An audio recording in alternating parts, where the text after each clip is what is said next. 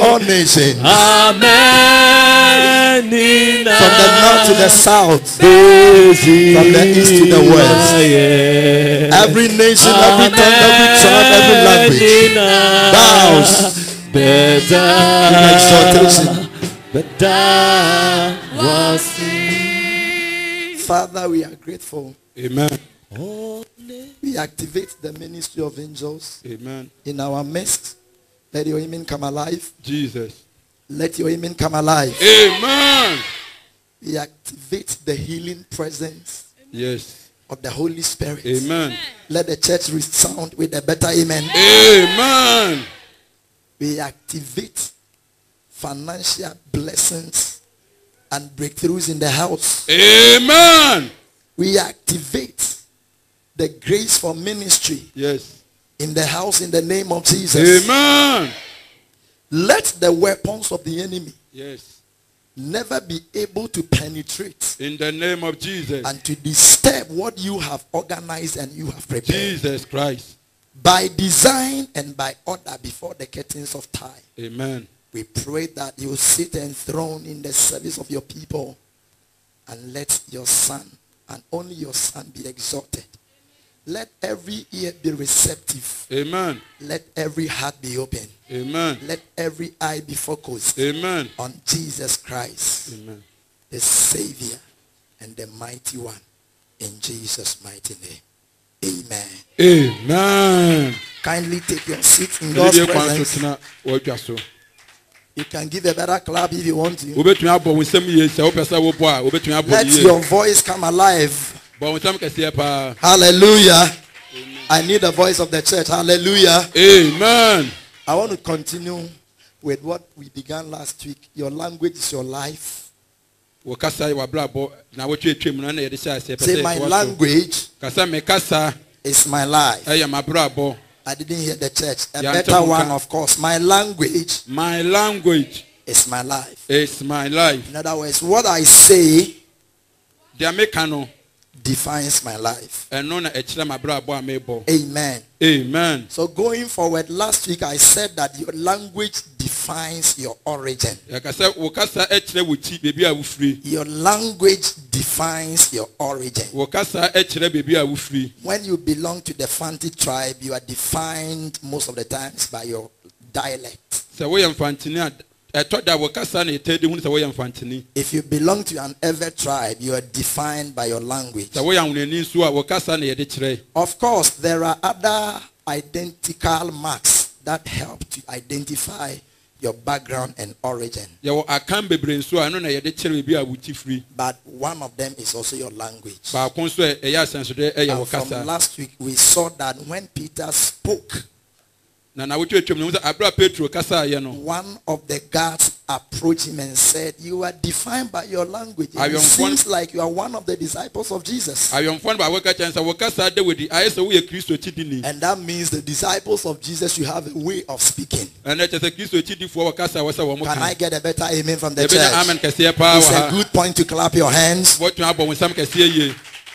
Then I also said that your life goes in the direction of your strongest confessions.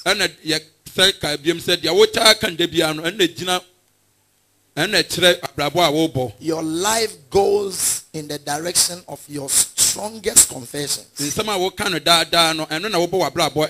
Numbers chapter 14 verse 2. Kindly take me back to Numbers 14, 2 and 28.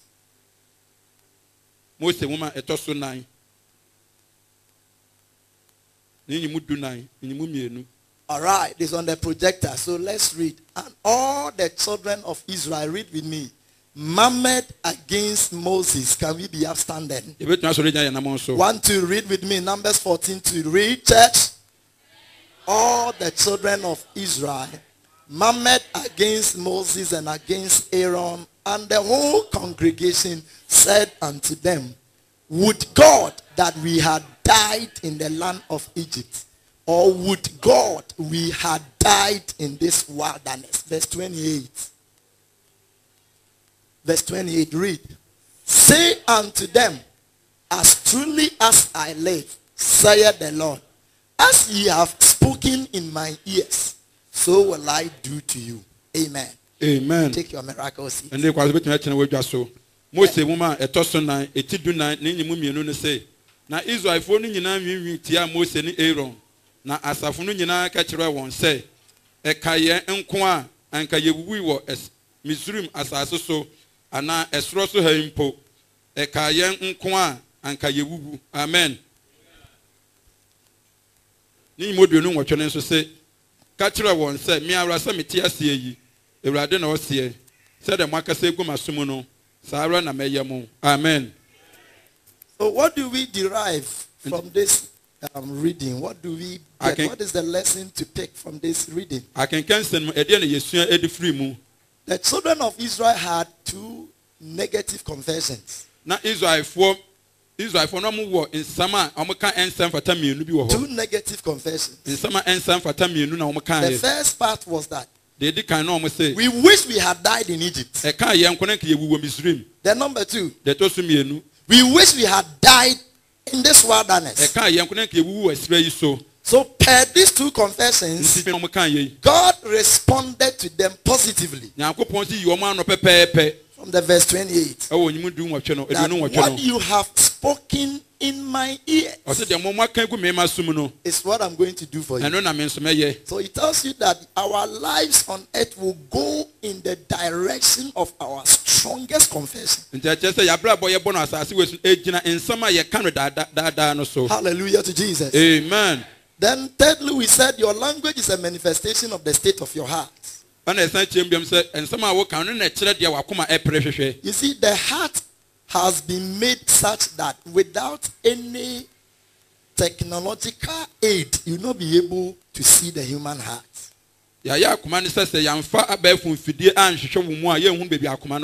And interchangeably, the Bible uses the human heart and the spirit of a man together.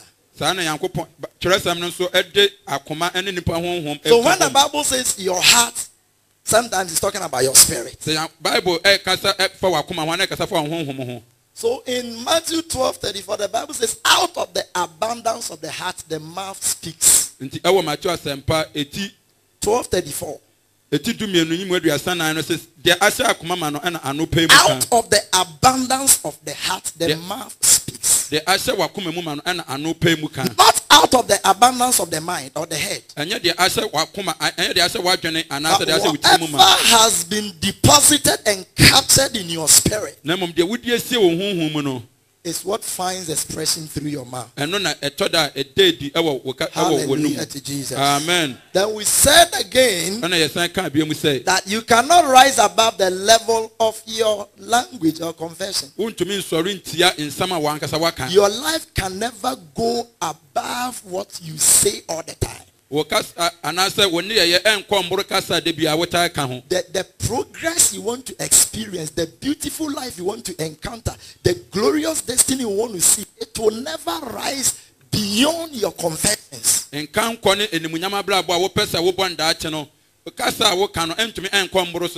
other words, if you want to see your life progressing, then your language should also assist in that order. Hallelujah to Jesus. Amen. I showed you a scripture from 1 Samuel chapter 17 verse 45 when David had a battle confront with Goliath. A contest with Goliath. Before the whistle of heaven blew for the game to start, David made certain utterances. Goliath cursed God with the name of his God, the Philistine. He cursed David. He cursed David in the name of his God. And David came up and said that I know you're coming against me with spears and swords and all these human weapons. But I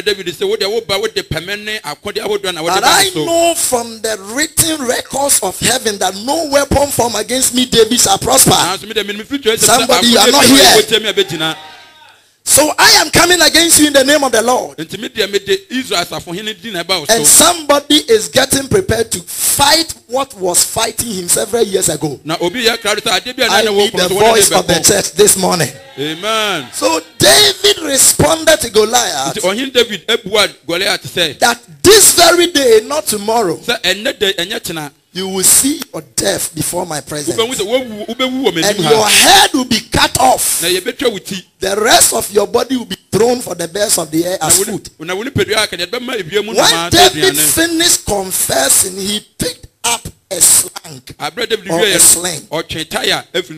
Now let me ask you, do you cut off the head of somebody with a sling? David was programming his expectations before the start of the battle. So you can never rise beyond the level of your confession. Most of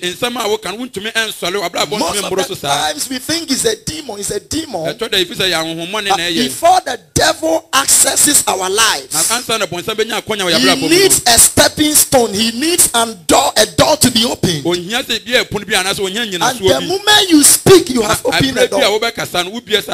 Either for your progress or for your defeat. But I see somebody rising after today.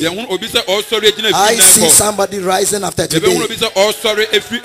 Now your language can nullify or affirm the prophecies concerning you. That is what we said again last week. That your language, your confessions, your words can nullify or affirm prophecies concerning you. When a good prophecy is released and you don't respond, it's a way of aborting the prophecy. So you come to church and I say, receive a breakthrough. People are saying, I receive it. And you are behaving like a dumb dog, muted up in your own selves. The moment you fail to respond to that positive prophecy, you send a spiritual signal that you don't believe it and therefore it should be aborted for you. Because whether you believe it or not, things are speaking on your behalf. Whether you believe it or not, there are voices going on. Whether you hear them or you don't hear them. So it is a wise proposition for you to rise up and respond to positive prophecies. It's a good point for somebody to have said amen. You can nullify your prophecies. Proverbs 15:4. Check it from the scripture. Proverbs 15 and then verse 4. Wholesome tongue. A wholesome tongue is a tree of life, but perverseness therein is a breach in the spirit. Say, hey. Hey. Somebody shout, a breach. Now, what is a breach? What is a breach? A breach means you entered into an agreement with somebody and you couldn't fulfill the part of that promise.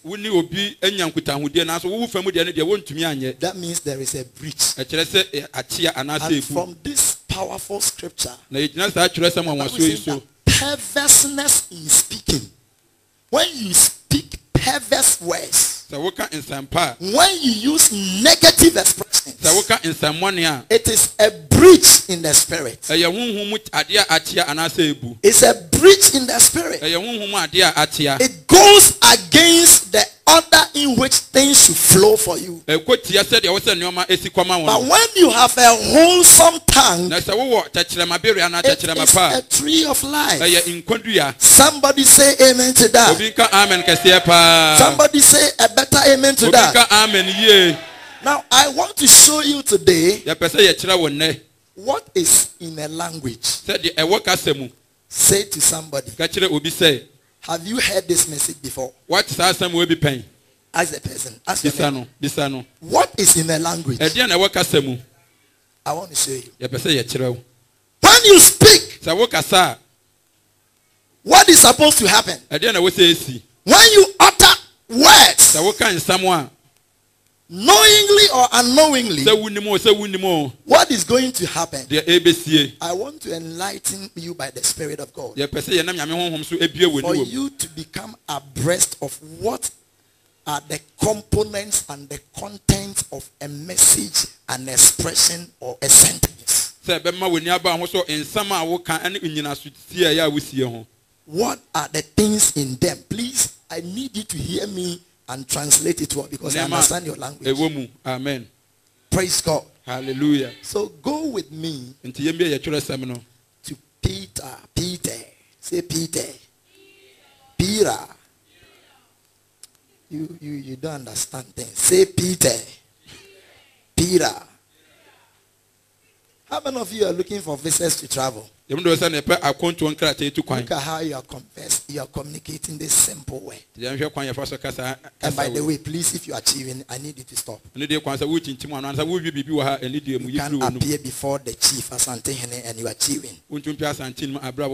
We sit before a mighty God, a mightier God. Amen. Amen.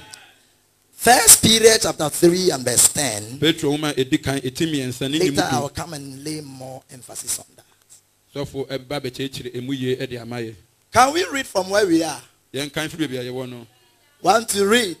For he that will love life and see good days, let him refrain his tongue from evil and his lips that they speak no guile. One more time. For he that will love life and see good days, let him refrain his tongue from evil and his lips that they speak no guile. For the third time. For he that will love life and see good days, let him refrain his tongue from evil and his lips that they speak no guile. Amen. Amen. Petro uma edikan etimiensa nyimudu no say de odo enkwa na opeso ohunu nnapa no manu nyi ne kyekirema infri bonan mu na no na anka nnada asem. Amen. One more time. Petro uma edikan etimiensa nyimudu no say de odo enkwa na opeso ohunu nnapa no manu nyi ne kyekirema infri bonan mu na no na anka nnada asem. Amen.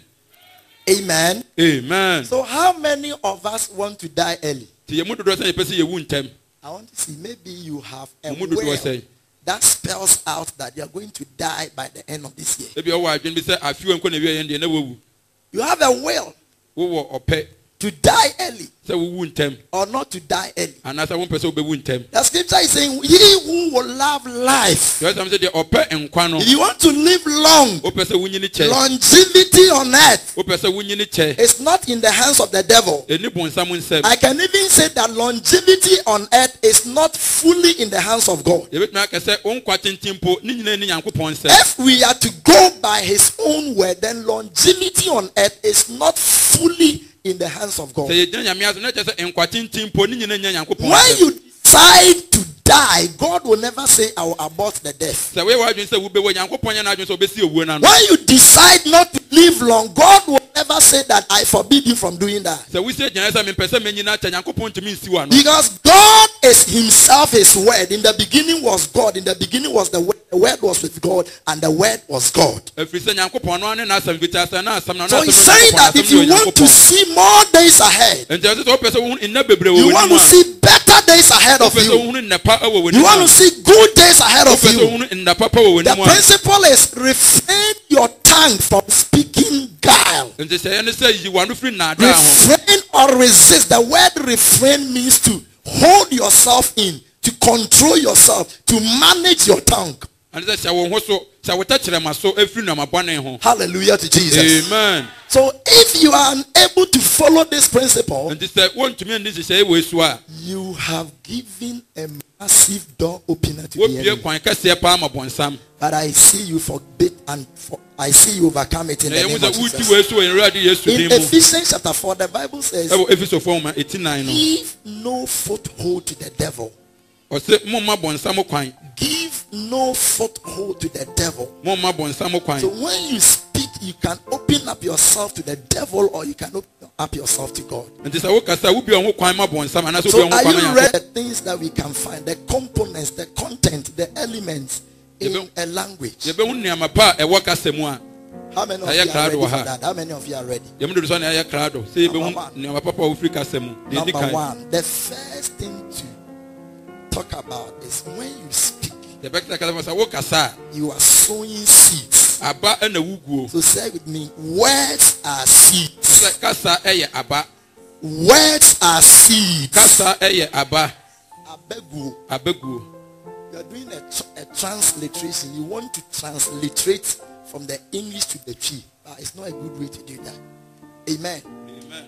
Words are seeds.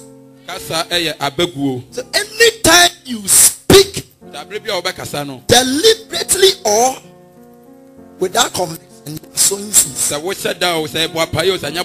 Genesis 8 and verse 20 to 22. The Bible says, as long as the earth and the heavens remain. Genesis 8, 20, 22. Go to 22.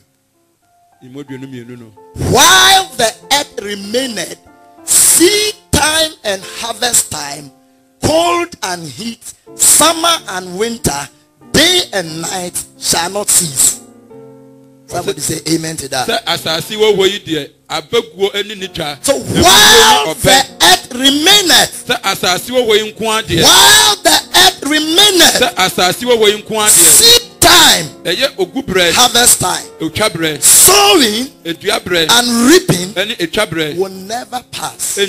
So when you speak, you are sowing seeds. If you want a classical example of that, you go back to chapter 1 verse 1 to 31. In the beginning was the heavens. So in the beginning God created the heavens and the earth.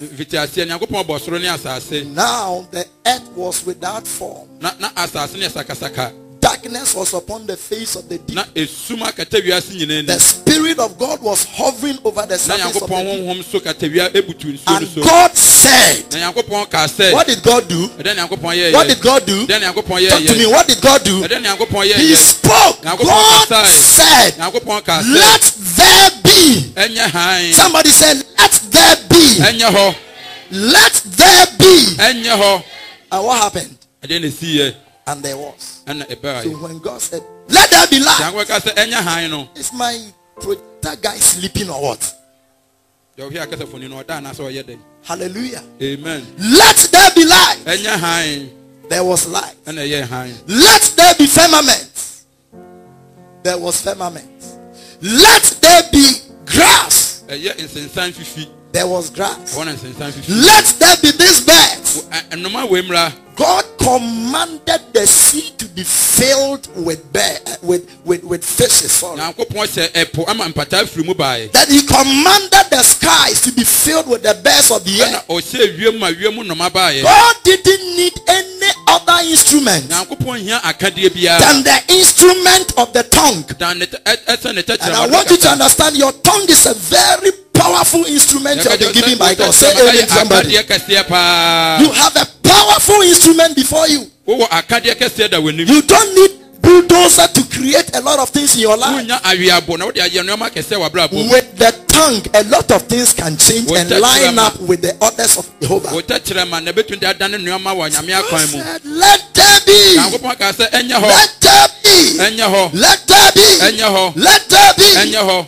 Look at verse 4. You have to flow with me and stop what you're doing. God saw that the light was good. Verse 5. Combine 5, 6, 7 if you can. God called the light day. The darkness he called night. And the evening and the morning were what? Then again, God, please read. God said, let there be.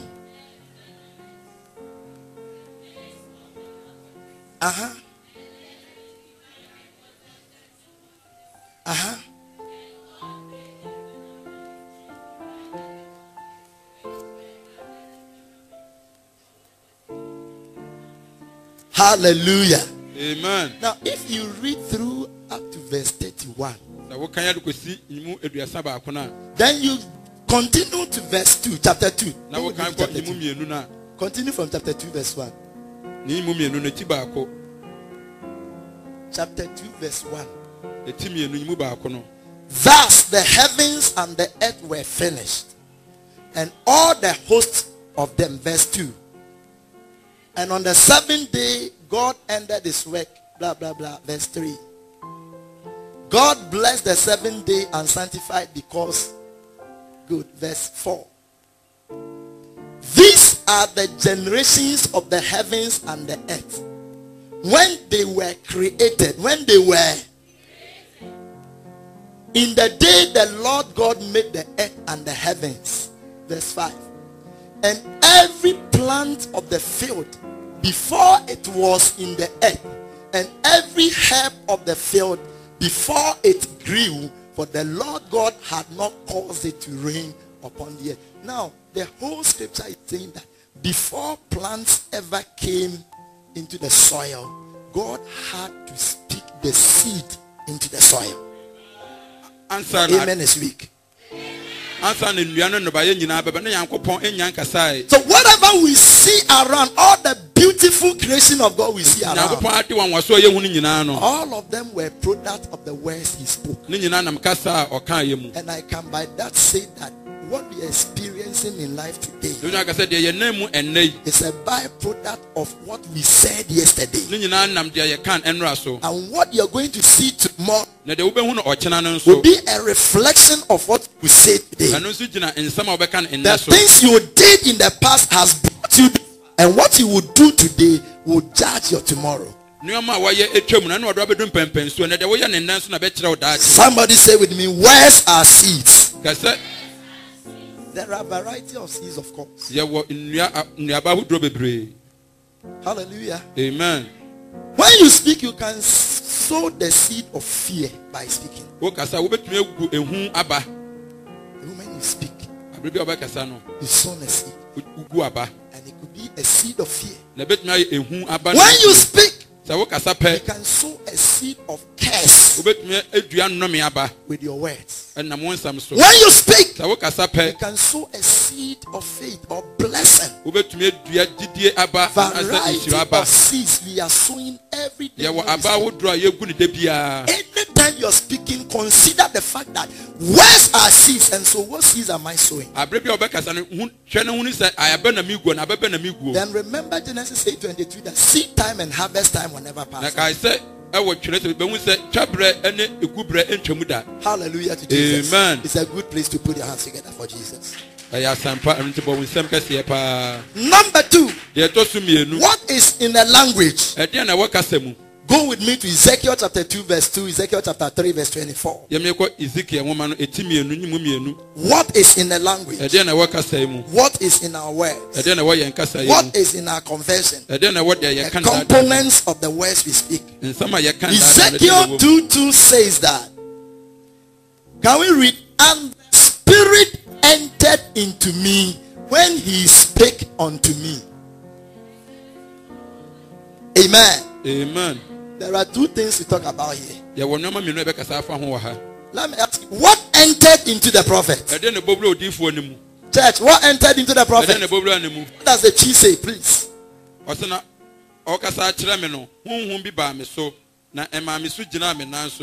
So when God spoke to and with the prophet,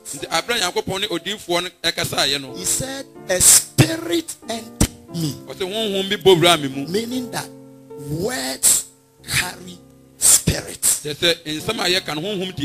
Number 1, words are seeds. Number 2, words carry spirit. Put your hands together, it's a good point.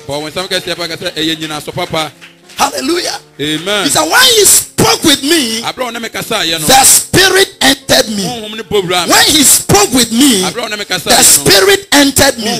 So when you come to church and we are preaching, you open your heart to the message. You are receiving the spirit of the message. You are receiving the spirit of the preaching. You are receiving the spirit of the word. It is a good word. It is entering you. It is a word of upliftment. It's entering you. If it's a word of promotion, it's uplifting you. If it's a word to bring glory to your life, the spirit entered me when he spoke spake unto me. Words are spirit. I said, words are spirit. Words are spirit. So you check the spirit you communicate. Check the spirit you communicate to all the time.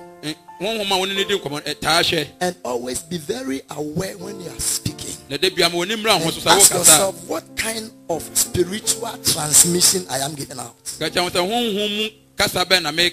What are the spiritual transmissions? What are the spiritual implications of the words I'm saying? Words are spirit. Some of you are masters, and in fact you have PhDs in speaking negative words. You have masters and you've graduated. You are a PhD holder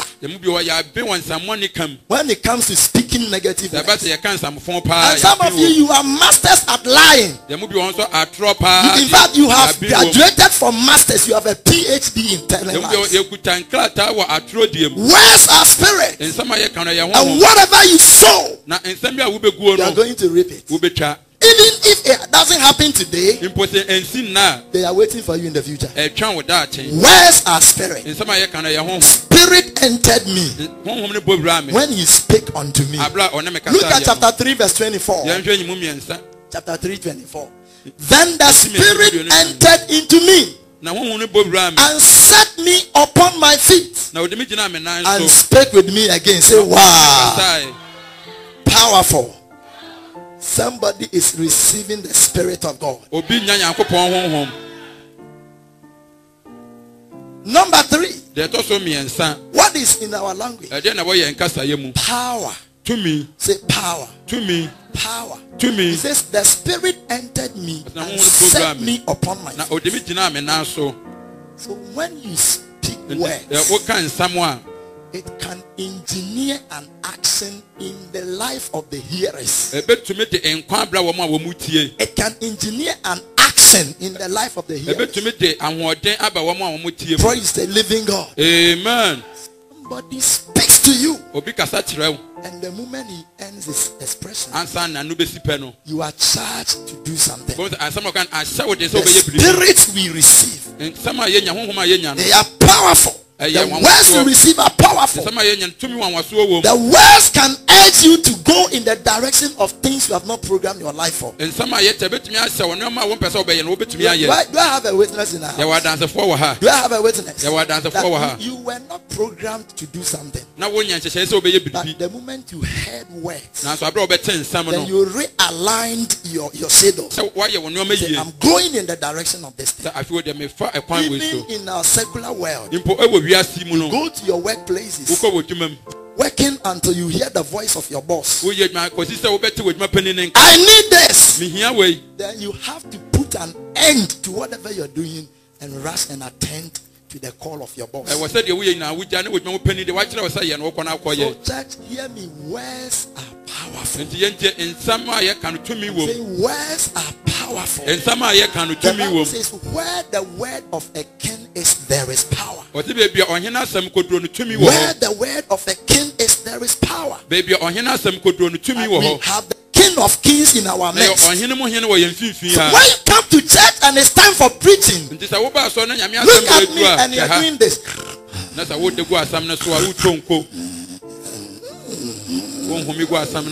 That is the best time for you to be changing gears.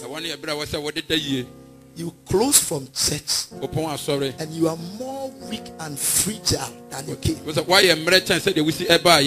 the power to set you up, it couldn't enter you. The devil understands this principle. Those who are best at sleeping when it's time, they don't leave the entrance of the church charged up with the anointing. But those who are alive and they are active, preach, pastor, I receive it. You are talking to me, man of God. Work it out for me, Papa. You think it's just a mere joke? They are activating certain supernatural powers and abilities. Then you who are behaving like a Catholic bishop with your microphone in between your thighs, You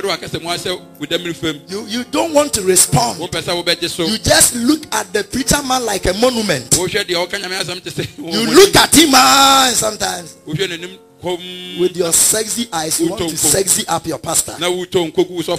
I have put on the weapons of faith. In the name of Jesus. Amen. Somebody put your hands together for Jesus. So when you speak, you are releasing powers. May somebody speak this morning that things are working for me. Angels are working for me. The favor of God is upon my life. I am the head and not the tail. When you are doing that, you are activating certain supernatural powers. I will not die but live. I see prosperity around me. My children are blessed with the blessings of Jehovah. I see angels fighting all my battles. You are activating the supernatural powers. Because when God said, let there be, my Bible says, there was. So when you say something, it will not just happen today. It will start from the past. The Bible says, God said, let there be. The next sentence it didn't say, and there is. But it said, there was. Meaning that the moment God spoke, the action started from yesterday. When he said it today, the word took it back to the past and began the point of correction and restoration from the past. So when God said receive a power, it goes, it backdates into your past. Then it starts correcting your history. Maybe you came with a sickness.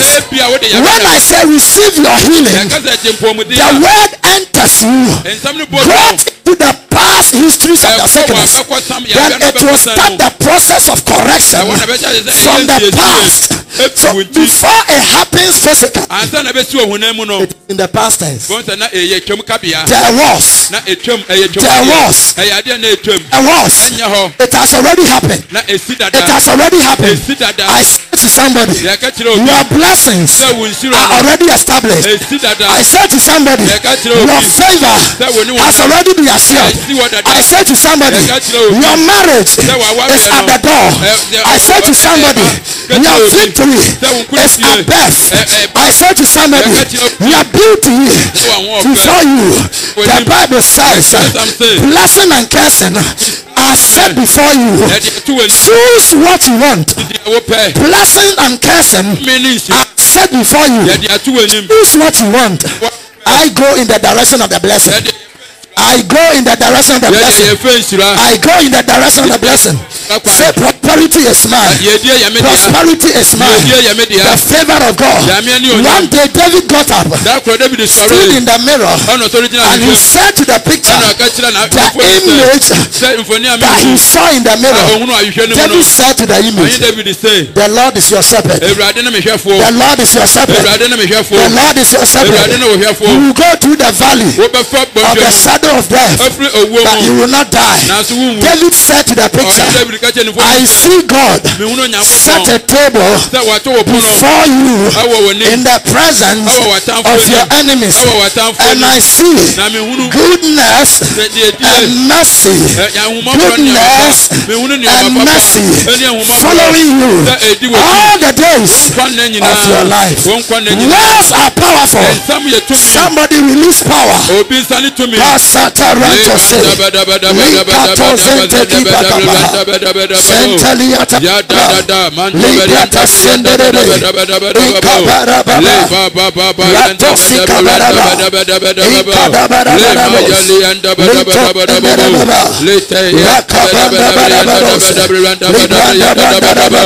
Prosperity is mine. The favor of God is mine. Somebody speak. Somebody speak.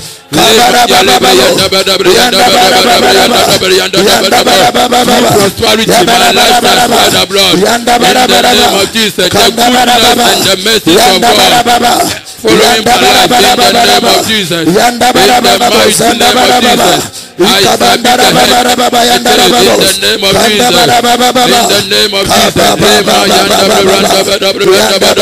I am walking in the goodness of God. I am name of Jesus Christ. Make your miracles. Put your hands together. Your clap is weak.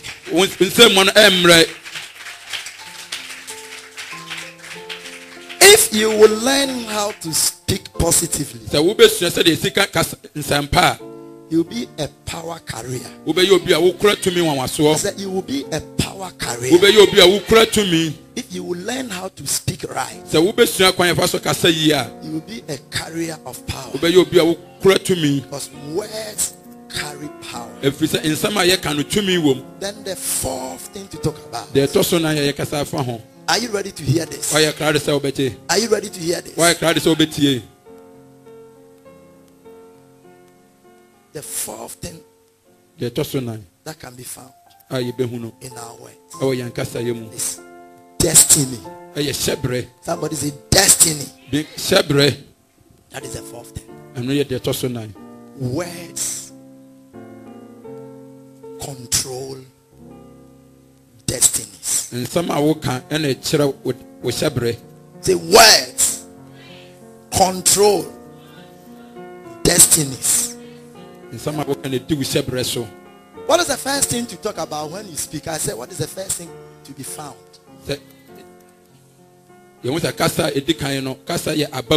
When you speak, what do you see first? Seeds. Number two, what do you see when you speak? Spirits. Number three, what do you see? Power. Number four, what do you see? Destiny. It's a good point and a good place to clap your hands. Go with me to Genesis 35, verse 17 to 18. Genesis 35.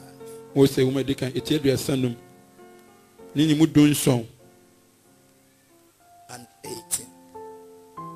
Then we go back to Genesis chapter 3. I'll end the message, God willing, next week.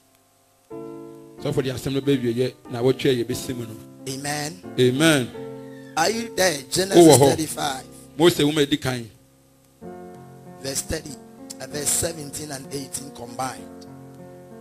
Let's read. Can we be upstanding as we read? Let the whole church be upstanding. It's very powerful. And it came to pass, let's read, when she was in hard labor, that midwife said unto her, fear not, thou shalt have this son also. I speak over somebody's destiny. Amen. That your labor will produce results. Amen. Your labor will produce results. Amen. You will have the end of what you are laboring for. Amen. And it came to pass, let's read, as her soul was in departing, for she died, that she called his name Benoni, but his father called him Benjamin. Amen. Take it in the Amplified Version. Keep standing. When she was in hard labor, the midwife said to her, do not be afraid. You shall have this son also. And her soul was departing, for she died. She called his name Benoni, son of my sorrow. But his father called him Benjamin, son of my right hand. Amen. Put your hands up. Amen. Take your seats. The mysterious woman we are talking about here is Rachel, the second wife of Jacob. At the point where she was delivering, at the labor ward, nurses were screaming, push, push, push. And Rachel was push,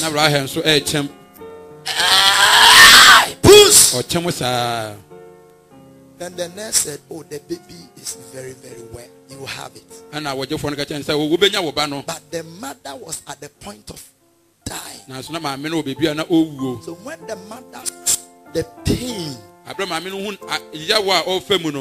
the challenges and the troubles of childbirth, she decided to call the son Benoni. Meaning that you are a son of sorrow.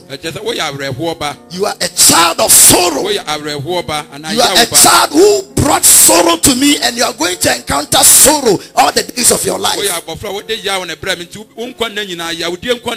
man who knew the spiritual principles of childbirth and destiny, who was Jacob, said, no, I intervene. Let me tell you, when you move around people who use negative words, you should be quick to respond in a positive. You walk around people who are always pouring negative words, raining them down, and you are just quiet as if, oh, don't say that, don't say that. You have to be wild. You have to reverse whatever they are saying. You have to say what you want to see. I think these things should have been enough to generate conflict between a mother and a father. I am giving birth to the child. You, the father, you don't give birth. So you don't know the troubles of labor pangs. And I'm saying the child should be called Benoni. And you are saying Benjamin. For what reason? But the moment the father uttered the voice, he is Benjamin. Your friend Benjamin, son of my right hand. Your friend said, "Oh, the word son of my right hand." The right hand is a symbol of power. So you're saying that Benjamin, you are the son of my power, not the son of my sorrow. But you're going to be a son of power, a son of power, a son of power. Can I show you somebody from the line of Benjamin? Hallelujah. You go to Judges. An angel appeared to somebody by name Gideon. And he said that Gideon. And he said, Lord, if you have been with us, why all these troubles? He said, thou mighty man of valor, thou mighty man of power. Gideon, you are from the family of Benjamin. Benjamin is a family that is supposed to be producing powerful children, producing powerful sons and daughters. So you are a man of power. Don't look at the circumstances and give a negative signal to your spirit. You are a man of power. Praise the living God. Hallelujah. So Benjamin got the name and it had effect on his children. I'm asking you, some of you, the challenges you face in life, they are byproducts of the name you carry. You carry a name like Abebrese. And he said, oh, it's my great grandfather's name.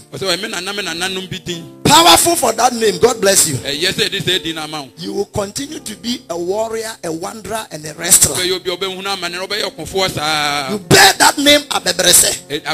Tell it you go suffer for nothing. And somebody bears the name Bediakon. Get ready for wars. Even when God gives you peace, the enemy will come attacking it. Because the moment your name is called Bediakon, you are looking for battles everywhere. Where is Bediakon? Then all the enemies of war, they start gathering up. They gather momentum and they are finding you. Your name, your words, they carry destiny. You don't rise up tomorrow and say, I have named my name after this footballer because I like the way he plays football. You are a spiritually sycophant. Praise the living God. names and words, they release destinies. So you should be careful of giving names to your children. Don't allow anybody to come with a sweet name that defines the child in sorrow. Praise the living God. Hallelujah. Look at the last scripture concerning this point. Genesis chapter 3. I think we should read from chapter 2. Verse 8, 19, 20, thereabout. Quickly, let me see.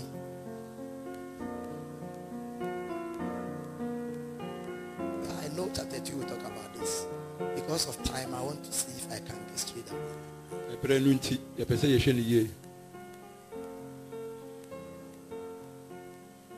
Okay. Hallelujah. Amen.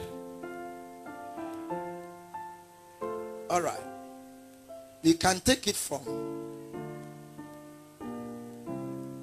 chapter 2. Yeah, verse 18 and 19. I think it will be okay. Let's read it. Okay. Now the Lord God said, it is not good, sufficient, satisfactory that the man should be alone. I will make him a helper, meet suitable, adapted, complementary for him. And out of the ground, the point is at verse 19, so let's observe it. Out of the ground, read with me, the Lord God formed every wild beast and living creature of the field and every bird of the air, and brought them to who? Adam, to see what he would call them. And whatever Adam called every living creature, that was its name. Amen. Amen. It reveals the destinies of animals. So Adam didn't, it wasn't God who called vultures. It wasn't God who called, I'm looking at the common ones, elephants and elephants. It wasn't God who called squirrels. It wasn't God who called cassava.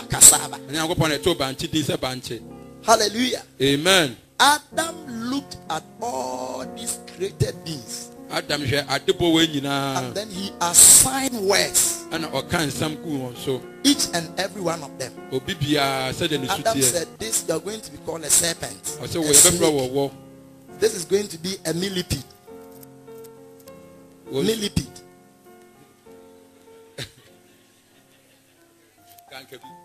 Hallelujah. Amen. He needs to go to school. Praise the living God. Amen. This is going to be a bird. This is going to be an eagle. This is going to be a sassafly.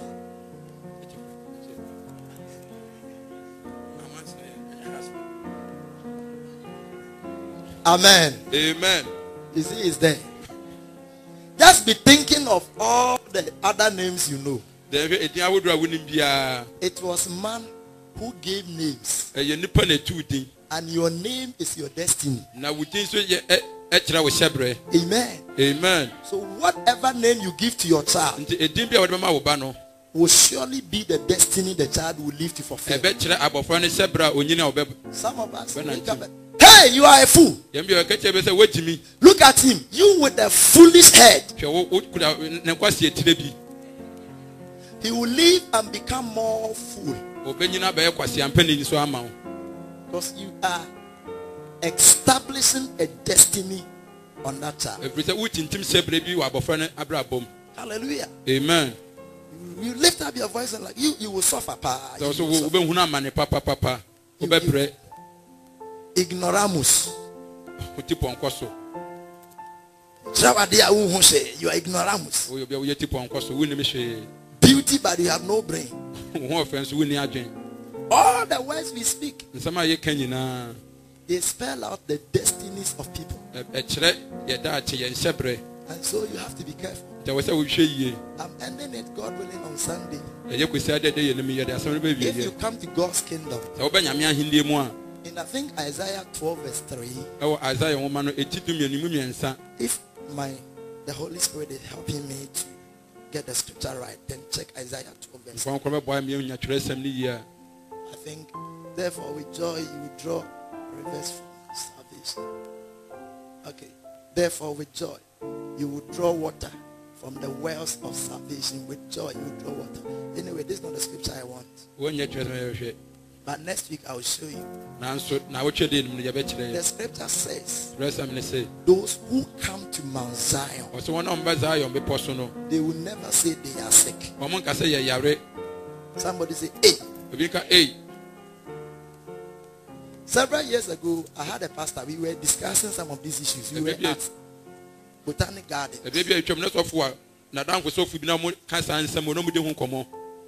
Anytime I quote the scripture, that pastor will say that.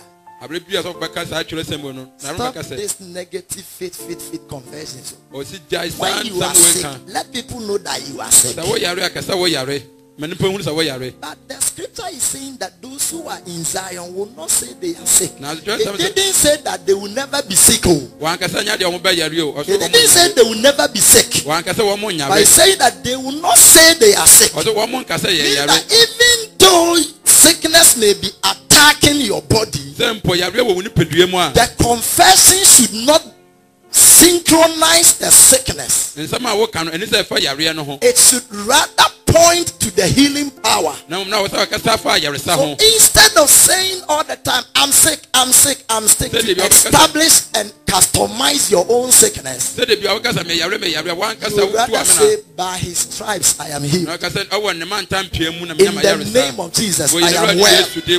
By his stripes I am healed. So the inhabitants of Zion, this language works only for those who are in Zion. They will not say I am sick. They will rather call forth the solution. And God willing, next week I will point you to some of the confessions we are supposed to make and how to make them. And I will show you the source of words we speak and the influential factors.